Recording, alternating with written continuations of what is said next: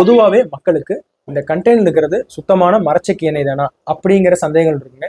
அதை ஈஸியாக கண்டுபிடிக்கிறதுக்கு ஒரு 3 விஷயம் சொல்கிறேன். முதல் விஷயம் என்னன்னா, பார்த்த உடனே ஈஸியாக கண்டுபிடிக்கிறதுக்கு இந்த மாதிரி அடியில் வந்து லைட்டாக ஒரு லேயர் வந்து புண்ணாக்கு செட்டில்மெண்ட் ஆகி நிற்குங்க. மற்ற பேக்கெட் ஆயில்ஸில் பார்த்தீங்கன்னா எந்த விதமான புண்ணாக்கும் செட்டில் இருக்காது, அதில் சத்தம் இருக்காது.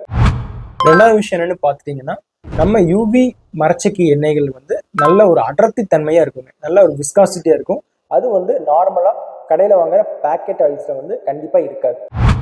மூணாவது விஷயம் என்னன்னு பார்த்துட்டிங்கன்னா, நம்ம யூவி கடலெண்ணெய் யூஸ் பண்ணுற போது உங்கள் கிச்சனில் வந்து சிம்னிலேயாகட்டும் எக்ஸாஸ்டிவ் ஃபேன்லேயே வந்தாலும் எந்த விதமான கருப்பா லேயர் பிசுபிசுப்பு அதெல்லாம் வந்து ஃபார்ம் ஆகாது. அதுவே கடைகளில் வாங்குற பேக்கெட்டில் கலப்படமான எண்ணெய்களை யூஸ் பண்ணுற போது உங்கள் கிச்சனில் எக்ஸாஸ்டிவ் ஃபேன்லேயாகட்டும் சிம்னிலேயாகட்டும் ஒரு கருப்பு கலரில் தாறு மாதிரி ஒரு லேயர் ஃபார்ம் ஆகிருக்கும். செவுத்துலேயே அப்படி ஃபார்ம் ஆச்சுன்னா உங்களோட உடம்புக்குள்ள அது எந்த அளவுக்கு ஃபார்ம் ஆகிருக்கும்னு நினச்சி பாருங்க. அந்த மாதிரி ஆகக்கூடாதுன்னா நம்ம யூவி கடலை எண்ணெய்க்கு மாறுங்க.